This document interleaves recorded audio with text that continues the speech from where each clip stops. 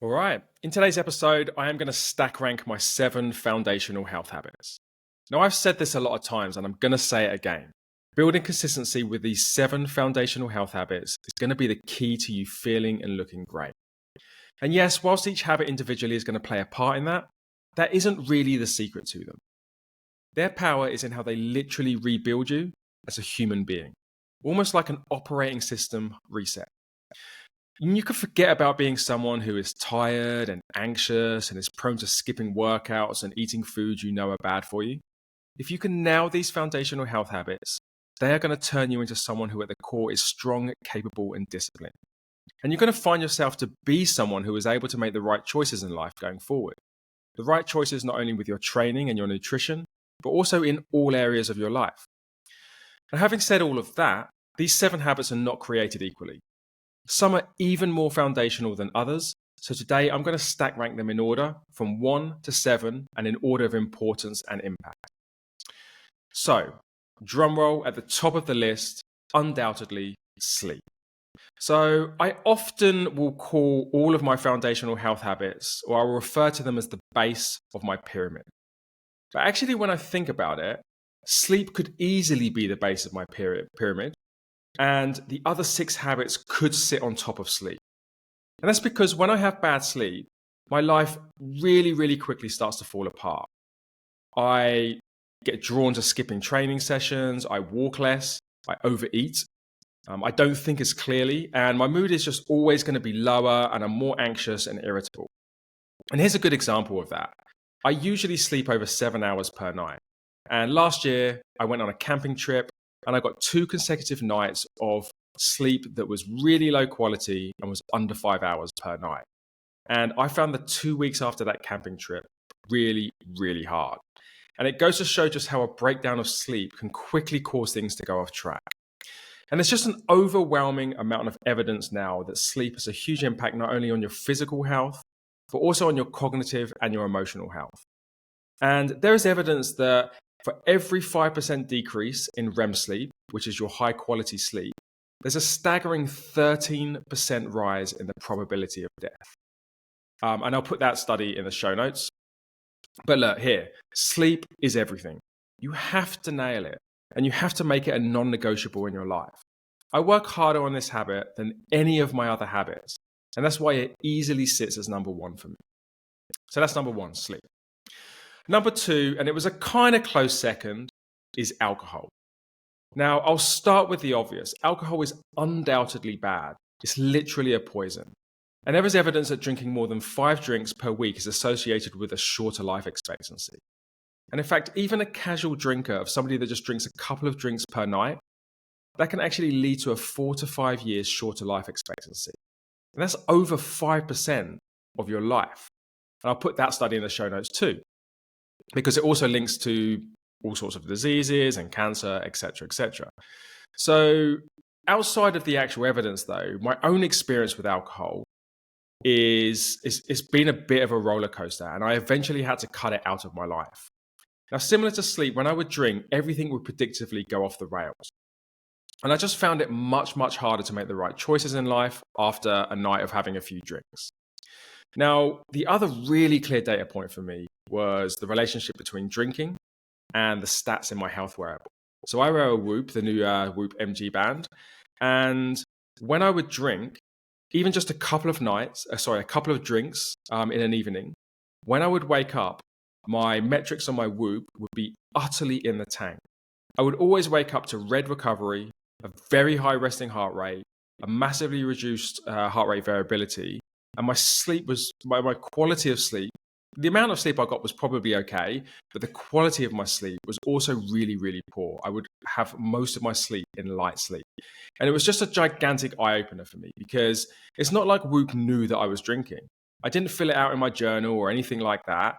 It was literally, I would drink, Whoop stats would be terrible. And it really was probably the first time that I had my eyes opened to the negative of alcohol. And that's why alcohol, whilst it's a close second to sleep, it sits as number 2 for me. It was incredibly important. And actually, I had to abstain from it entirely to be able to kind of move forward in life. So yeah, alcohol, number 2. But actually, before we jump into number 3 and we go further down the list, I just kind of want to say that if you can nail both sleep and alcohol, you're going to be 80% there. And it's the 80-20 principle where 80% of the results comes from 20% of the things you do. And most of the benefits you'll see from building these 7 habits in your life will come from sleep and alcohol. And importantly, when they're sorted, it's just going to become exponentially easier to get the others in a good place. So number 1, sleep. Number 2, alcohol. The 2 most important habits that I track and stick to. Number 3 is steps. Now, steps are super underrated, and I used to underrate them. I've gone from not caring about them much at all to now them being a really important metric that I track every day. Now, why is that? Well, for a start, I just think they're the ultimate baseline of activity, and most people are generally not active enough. And steps is a form of exercise that is underrated because actually it's a really solid exercise. There's an awful lot going on when you're walking. There's a lot going on with stability, you're moving your whole body, you've got balance, you've got your hips moving. It's a great full body exercise, even if it is fairly low to mid-level kind of intensity. Now, you can obviously up the ante a little bit. You can add in terrain, you could add an incline, you can wear a weighted vest. And actually, you can get fairly close to zone 2 cardio if you do those things. Probably have to do most of those things. And you're generally just getting a good full body workout. And it's actually not uncommon to see people attribute their entire weight loss to just building a habit of walking. And they didn't change much else. They just said, right, from today, I'm going to walk 10,000 steps per day. And the weight seems to just drip off. And steps is kind of magic in that way. There's something about steps that transforms you into an active person. And you then just start to notice all types of results in your health and how you look. Now, the other thing about steps is it's great for quality of mind. It's great for clearing your head. It's an incredible idea generator and it improves your mood.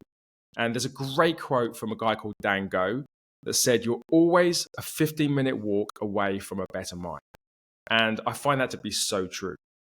The other thing I'll do in the show notes is I'm going to link to a video from a guy called Thomas Deleur. And the video is titled 5 Reasons Walking is the King of Fat Loss. And in this video, he goes through a study where he shows that individuals that were walking about 6K steps per day had a 40% lower risk of all-cause mortality compared to those walking 3,500 steps per day. And the risk reduction increased with higher step counts. So once you got up to 11,000 steps per day, you were at a 53% lower risk of all-cause mortality. So steps is really fundamentally linked to health span and living longer. And that's why, for me, steps is pretty high up on the list at number 3. Number 4, whole foods. So whole foods is just another really obvious one. When I eat a day or 2 of exclusively whole foods, I feel like an entirely different person. I feel sharper in my mind. I feel and look leaner in the mirror. I think like things just have a habit of sort of tightening up, and I have a ton more energy. Now, if I contrast that to when I get stuck eating sugary processed foods, the opposite is true. I get tired and sluggish, I'm bloated, I get bad digestion, and I don't think as clearly. And it's literally a night and day comparison over the period of just a few days. But actually, if you extend that time period out to a much longer period, we're talking months and years, whole foods make a massive difference. They help you maintain a better body weight. Like you tend to just eat fewer calories on a whole food diet. And you're going to live longer and you're going to have less disease. And there is a lot of evidence around the fact that populations that eat 90 to 100% whole food diets, they have the highest life expectancies and lowest disease rates in the world. These are the blue zone populations. And I'll put that study in the show note as well.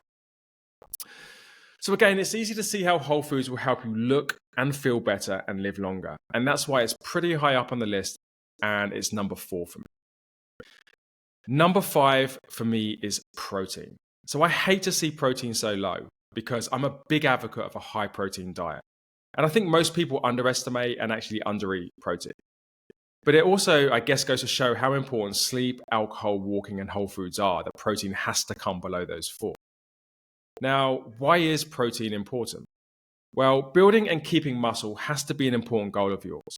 And it's literally the key to being a metabolically healthy and capable person, not only now, but it's also a highly predictive metric of the quality of your life as you age and how long you're going to live. And the reason is that protein is important is because it's the building block for building muscle.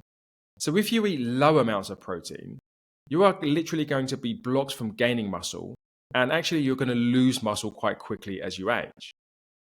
Now, the other thing about protein is it's great for appetite. So you're going to find that the more protein you eat, the less your appetite, and you're going to eat less overall. And then the other thing you're going to find that when you prioritize protein as part of a meal, it kind of has this magical way of cleaning up your diet. So if you start with a piece of protein, like some egg, some meat, and then put things around it, your meal is going to be much healthier and better for you than if you start with something like bread or pasta or potatoes. So I would encourage you, start your meals with protein. It's going to ensure that you start to eat more protein and get enough protein per day. But it also has this magical way of also cleaning up your diet. So for all of those reasons, protein is number 5 for me out of the 7 foundational health habits. All right, we're getting down on the list now. Number 6 is water.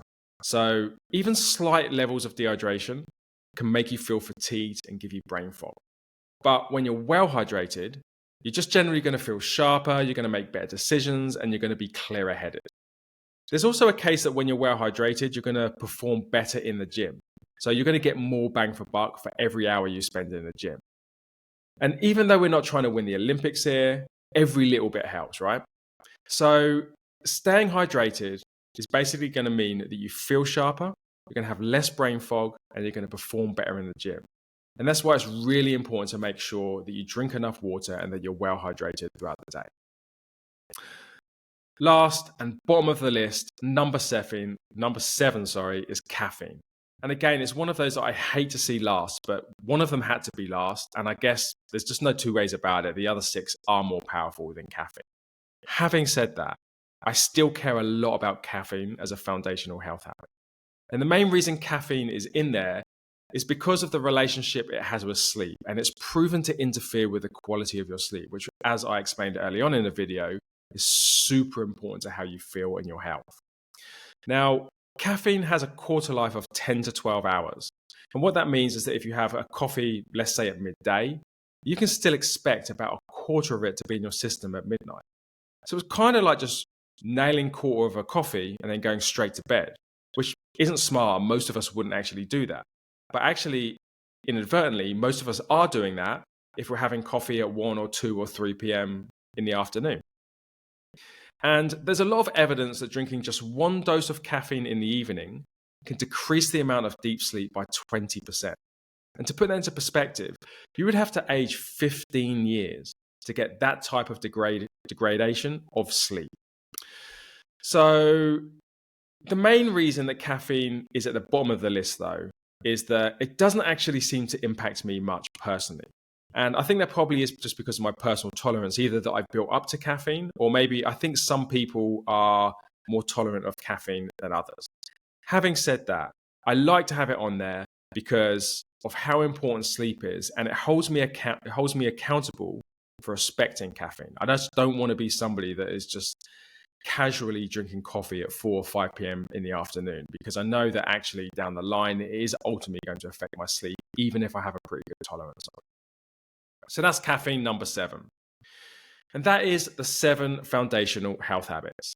And I'll give you a quick summary of them. And the other thing I'll do as well is I'll let you know what my own goals are with each of the habits as well, to give you a sense that if you do want to experiment and start tackling any of these habits for your own, it will give you a little bit of a sense of what to aim for. So number 1, top of the list, is sleep. And I go for 7 hours per night. Number 2 is alcohol, and I abstain from it entirely. But if you're going to try and do alcohol yourself, you might want to put some limits in if you're already drinking. But I think really the best is just to get it out of your life entirely. Number 3 is steps, and I walk 10,000 steps per day. Number 4 is whole foods, and I aim for 80% of my foods per day to come from whole foods. Number 5, protein, and I'm aiming for 150 grams of protein per day. Number 6 is water, so I aim to drink 3 liters of water per day. And number 7 at the bottom is caffeine, and I aim for 2 cups per day, always before midday. And they are the 7 habits in order, in terms of my order of prioritization and the goals that I set for myself. And I will just wrap up with saying that if you're starting your journey with foundational health habits, I would really encourage you to look at sleep and alcohol first and super get those nailed. Because if you can figure out these, you're going to feel and look a hell of a lot better in fairly short order, actually. And you will find that all of the other habits become much easier to tackle if you have those 2 in place. I hope you found that useful and see you in the next episode.